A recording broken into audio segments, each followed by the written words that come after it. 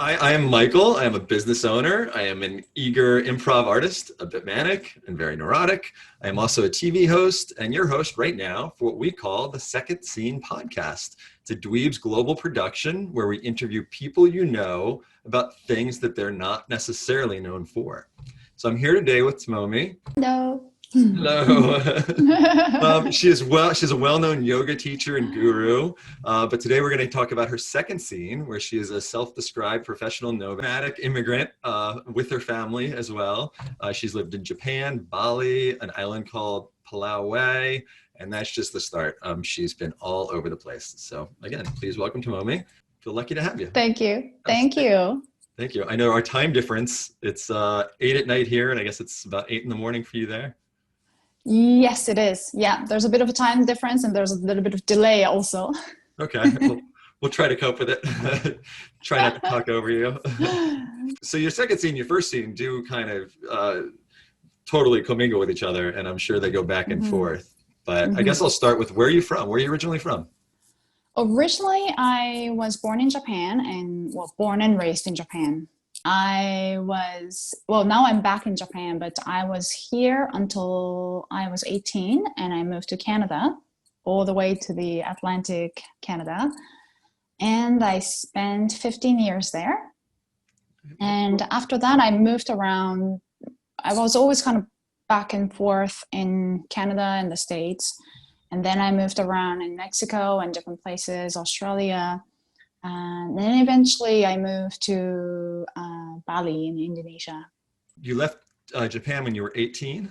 Mm-hmm. Like what had you leave Japan all the way to Canada at such a young age?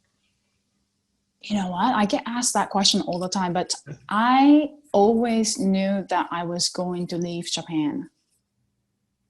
Ever since I can remember, this is like something I recall. My mother was so disappointed, but I had apparently made up a plan on a piece of paper that says exactly what I was going to do at the age of however. Some of the things I'm really glad I didn't do, like getting pregnant at the age of 20. I'm really happy I didn't do that. But on that piece of paper, I was going to leave Japan and live somewhere else. And so that has been, like, it's not even a dream. It's like I had that in my mind for as long as I can remember. Was there a reason you chose Canada? Yes, there's several reasons. I had already visited the United States a couple times before that, and it was always a decision of whether it's going to be the States or Canada. And my mother had gone to visit in Vancouver a long time ago. So she had a really great impression there. And then at the same time, I had a high school teacher from the city I ended up living in. She was at the time teaching English in my high school. And I started talking to her and we got to know each other pretty well. And then I ended up moving to that city. Okay, so you followed a teacher. Yeah, pretty much. That's great. And how long did you stay in Canada for? 15 years. That is quite a while. That you Yes. essentially moved there for the same amount of time you were in Japan. Yeah, definitely my another second home for sure. Definitely there are some roots.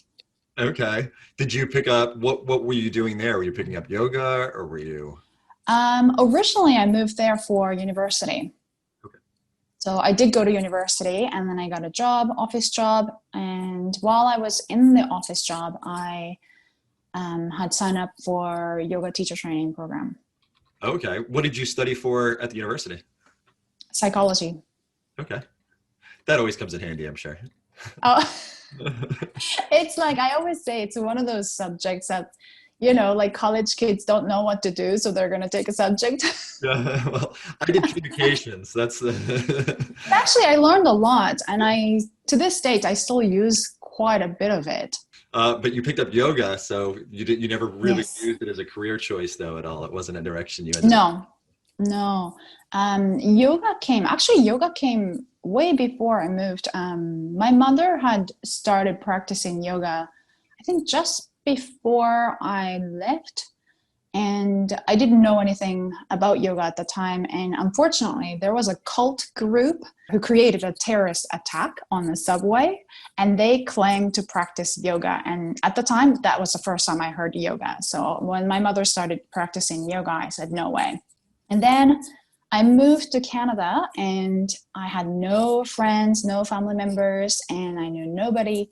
And one friend that I made had been practicing yoga for a long time, and she asked me to go do a yoga one day, and that became kind of our ritual. And then at the end, I just kind of started going on my own as well, and it evolved from there. Okay. Yeah, I feel like 20 years ago, I was in New York and I started doing Kundalini yoga, and I was doing some yogas. And I know anyone that was like outside of New York, though, in America was like, what are you doing? Like, what is this yoga thing? It was very odd. I feel like the same thing is happening with meditation now, where that's starting to become more normal as well. Oh, yeah. Yeah, I think so. Yeah, Yeah, for sure. but back, I mean, people didn't know what it was. And I think it was kind of this weird thing. And there was not even a yoga studio culture either. Like there was, I was going to a yoga teacher that had rented, school gyms or churches or a dance space when that was available, so the location was changing every week. And it was such an organic, grassroots kind of, yeah. But no, we were it was like an elementary school that I think I was going to like in the evenings. Yeah, it's great. I love it. When I go to France, my husband is from a tiny little town in south of France, and there's not a whole lot of studio culture there. It's literally like 10, 15 years ago in the States or Canada. And I go to the school gym to practice, and it's great. It's such like organic process. I love it. Oh yeah. What do you think about how yoga's become very corporate now? I mean, now it's it has, hasn't it? I mean, I can't really say a lot of bad things about it because I'm part of it, right? Like I can't really separate myself from it.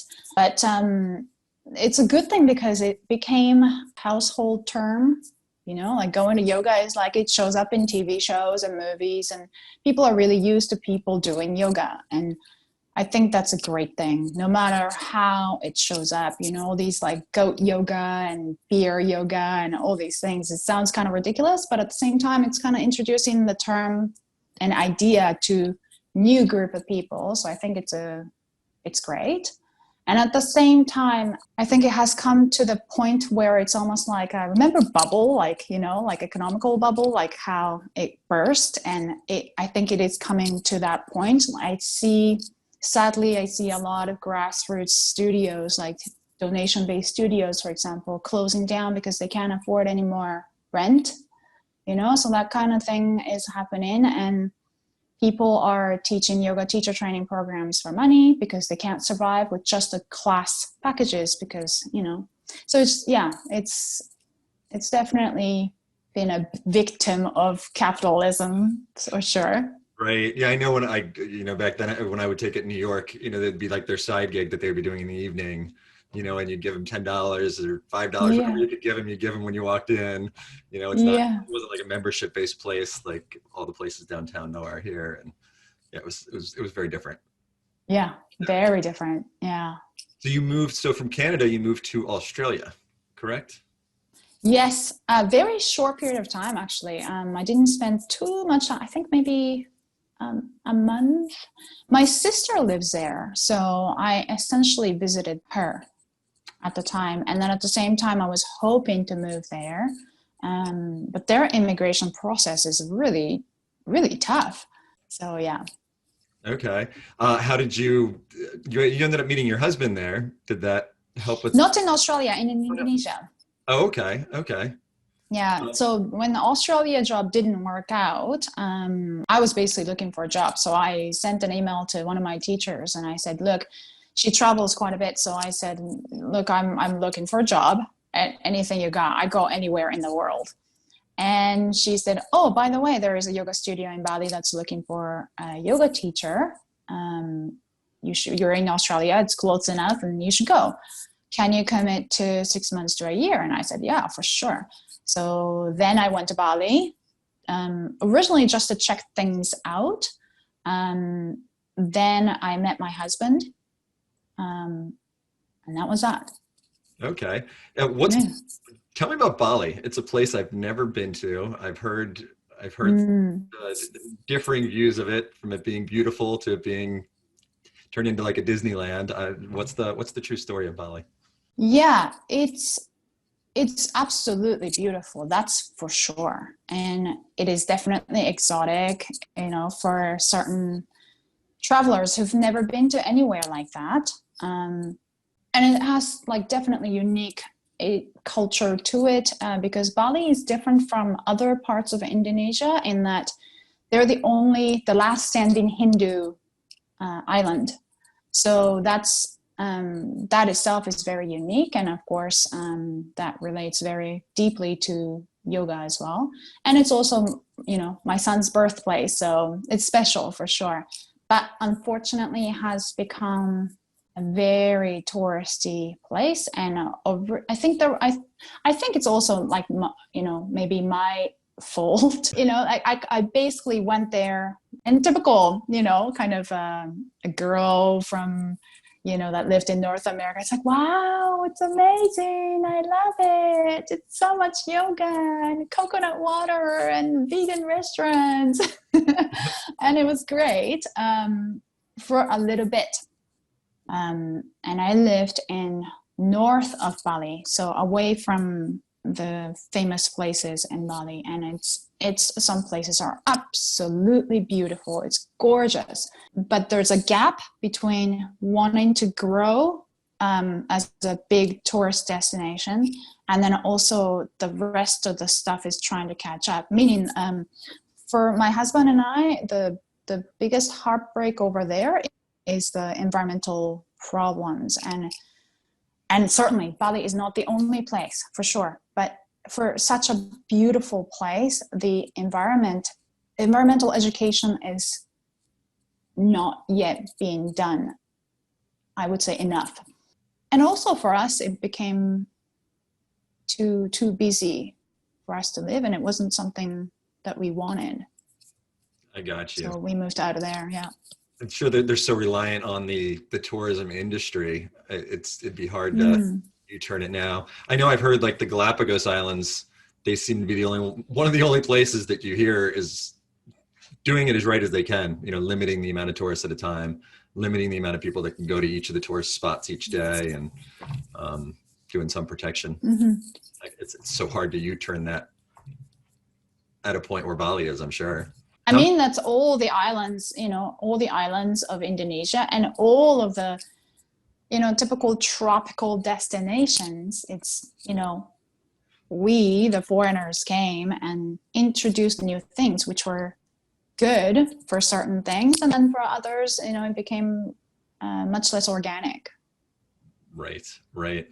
The island you moved to in Indonesia, was that Pulau Weh? Yes, it is. Yeah. Okay. And you opened a scuba diving shop there? Yes, scuba dive / yoga studio / a little tiny cafe. Okay, that sounds wonderful. What brought you to do that? I'm a small business owner as well, so I love a good entrepreneurial story. What brought you to open the store? Well, while we were living in Bali, we wanted to open our own thing, and we both had this idea of combining scuba dive and yoga studio and working together and kind of side by side type thing. And then we had an idea of a little island.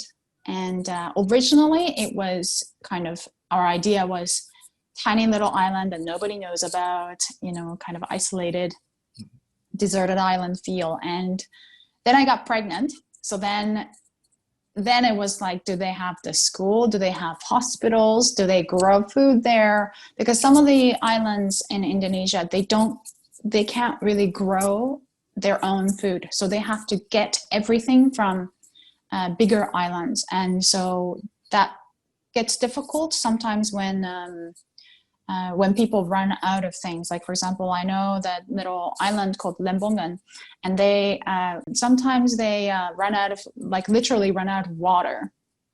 drinking water. So that kind of stuff kind of scared me a little bit. So I wanted to be on an island where they had at least one hospital and they grow food there. And we started looking around. We looked at many islands close to Bali, and their property rates are astronomical. And so we were looking around, and eventually my husband met an Indonesian guy who became his student in diving. And then he said, oh, you want to open a scuba dive shop? My home is really beautiful and it's got really great diving. So two of them ended up checking things out in Pulau Weh, and that was that. He called me, and at the time I was with my son. So, and he was tiny, so I didn't go, but my husband called at night and said, this is it, this is the beach. It sounds beautiful. It sounds wonderful. Were there any other yoga studios on this island? Or? There is no yoga studio. Okay. No, I think there were a few traveling yoga teachers here and there, but there was no yoga studio there. Okay, so the locals took to you opening the scuba shop and... Yeah, I mean, there's a few scuba shops already. There's one that's been there for like 20 years, something like that. So yeah, it's been around for quite a while. What about the yoga aspect of it? Were they okay with that, or was it something you had to... They were okay with it because they see yoga as, what they know about yoga is that it's an exercise.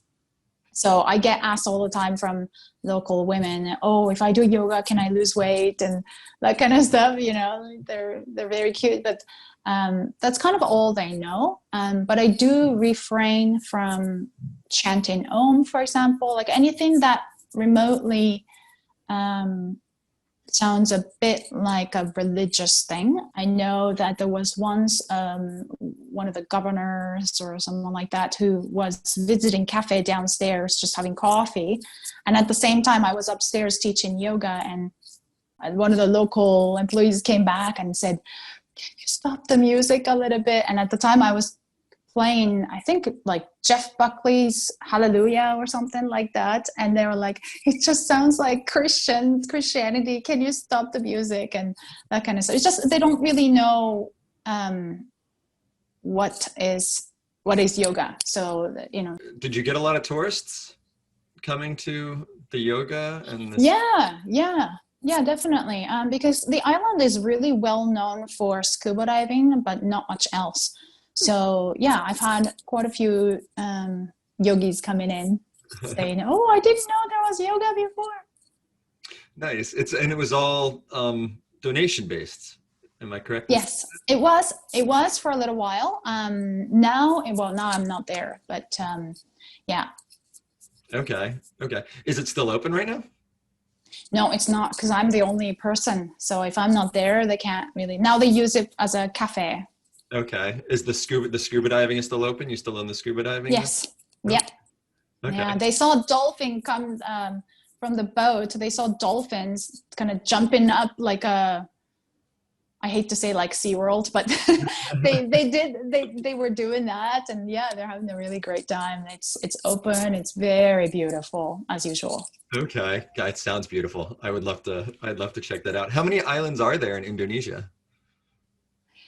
It's something like more than 18,000 islands. I don't really know the exact numbers, but I know it's more than 18,000. Okay. I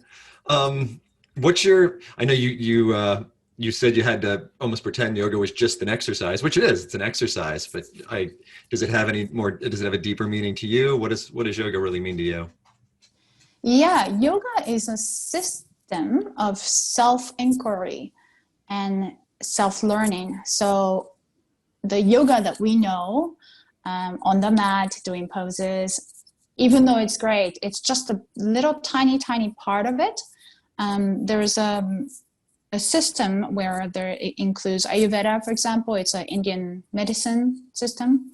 Learning about what food is great for you, your constitutions and whatnot. So that's part of it, as well as learning about yourself, about your worldview, how you see yourself in your world. That kind of stuff is also like a big part of it. And then on top of that is the meditation. So meditation is actually the biggest part of yoga practice. And all of that combined, even include astrology, all of that combined is actually a system of yoga. So the yoga that we know is tiny little piece of yoga. Mm-hmm. Yeah, I think I do scattered bits of what you just said, and one's over here and one's over there. Like, yeah, it would be nice to bring it all together. I'm guessing this kind of leads into the philosophy behind the flying elephant yoga, which is your yes, company, correct? yes. Okay. And when did you start that, and what was your goal? It was when we opened our shop. So it's 2015. Yeah, 2016, 2015. Yeah. Right, and what is that? I know you use it as you teach other teachers. Is it also for students? Yeah, definitely. Yeah, it's all really for students. Okay. um, how do people find it, and exactly what is it? Like, is it of courses, or give me a little explanation of flying elephant yoga? Yeah, it's well, what is it? That's a good question. It's a yoga studio, but it offers locations in different places. It's a teacher training school, as well as now I'm doing it's online, but it's online yoga student training. So I like to consider it to be yoga student training course as well. Okay. How do people find it? Flyingelephantyoga.com. Is that correct? Yeah, flyingelephantyoga.com. Yep. Okay. Or on Instagram, Flying Elephant Yoga. Got you. And when you say you have it on all different places, people can go to this at different places, or? Yeah, well, I say that because you can go to Indonesia, although now you can't until it opens. But we do plan to open another location in Okinawa as well. So that'll be part of it. And then now we're working on online home base as well. So. Okay. Do you have any students that have really touched you, that have really stuck with you? Any students who really are dedicated to learning about themselves I always remember, and our conversations, I guess the students that really stuck are the ones that really continue the conversations. What I love about my relationship with my teachers is exactly the same. It's this ongoing conversation that lasts forever and hopefully lifetime, and we keep learning from each other. So I always remember these students for sure. Yeah, that's really nice to know that you've made those dents around the world. Yeah, because that's what makes me the yoga teacher and the yoga student as well. I mean, without them, I'm nothing. I'm just someone who's practicing yoga. So yeah, definitely. You're a mom. That's pretty important. Yes, it's a hard job. It might be the probably top 3 hardest jobs on earth. I'm sure you've introduced him to yoga. How is his practice? He's working on it. He's working on patience right now. He's really into crystals, and so in Indonesia, because we lived on an island, they didn't really have crystal shops. But when we came back here just a few days ago, we took him to a crystal shop, and he was like a kid in Disneyland. He was just like, oh my God. And he saw all these like crystals, and then he put some on the little box that he has. And on the full moon, if I said, oh, tonight's full moon, he's like, immediately, we got to put them under the moon, and, it charges power and, that kind of stuff. So he's really into that. Okay. Yeah, kids are funny. I have 10 and 8-year-old boys, so it's always an experience. They actually translate for me because they speak Spanish and they understand some Swedish. So they nice. help me along when we're traveling. Your son probably speaks a few languages, I'm guessing. Yeah, he speaks Indonesian, Achenese, which is a dialect in Aceh. And he's learning Japanese. He's pretty good with French, and English is like really well. Okay. Do you have any parenting tips that have to do with yoga and the practice? Oh God. Oh God. I would be nobody in parenting really. I don't know, other than take care of yourself.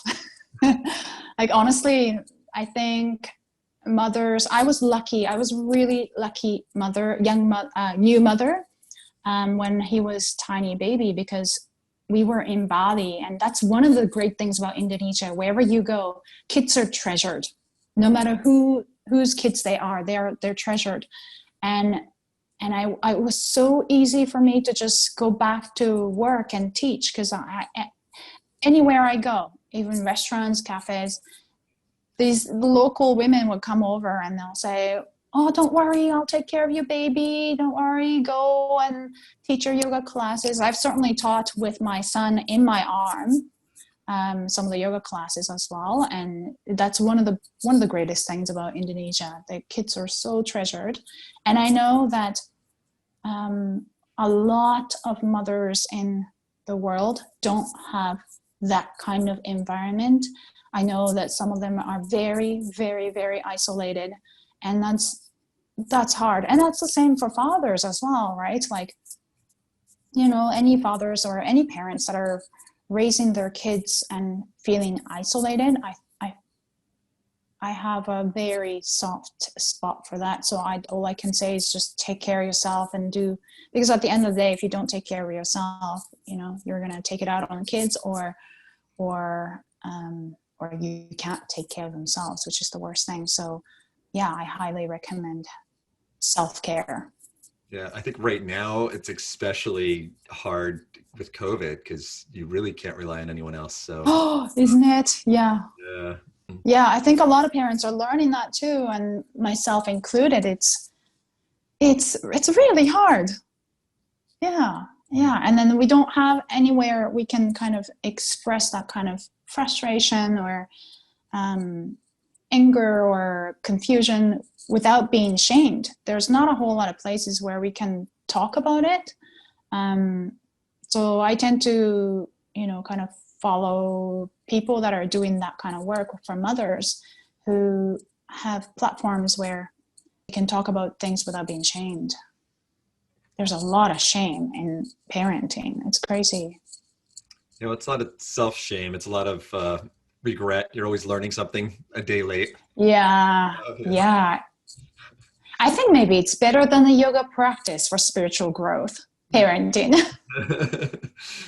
What's your biggest self-care tip that you think keeps you grounded? For me, it's yoga practice. Yeah. That whether it's 45 minutes or 90 minutes, I can't skip it. And on the day that I do skip, it's a disaster. I understand. The day that I'm not on my treadmill or out running is... I think it's like really just essentially the time just being alone. Yeah. I've been trying to do my meditation every day, and I have a friend that we text back and forth, and we do our meditations to kind of keep each other in. Nice. Yeah, it's been really good for the most part, but it's a buddy system. It's great.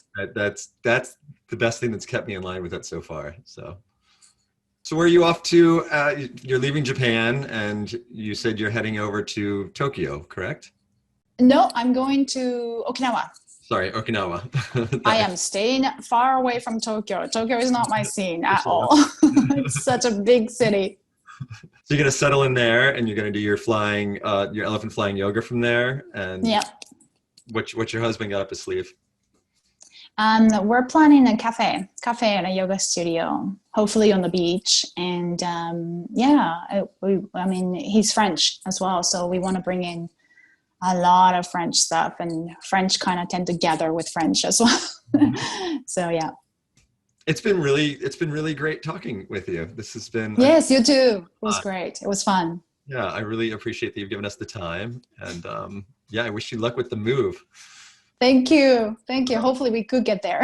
I'm sure you will. In between typhoons, there's got to be a gap there, right? Yeah. This has been Second Scene with Michael, and I would really like to thank Tomomi for coming here. Thank you so much. Thank you. Thank you. It's been so incredibly interesting and enlightening to talk to you. If you want to learn more about her, please check out flyingelephantyoga.com. And if you need more no-nonsense advice or free one-on-one mentorship in any area from resume writing to mental health, check out dweebsglobal.org and we'll pair you with a mentor. Please tune in next Tuesday for an interview with a professor whom is best known for being one of the most popular liked professors at UC Berkeley, one of the best public universities in the world. But his second scene has taken him from India to North Korea twice. He also speaks a large multitude of languages, and that's just the beginning. So I hope to see everyone next week and see you.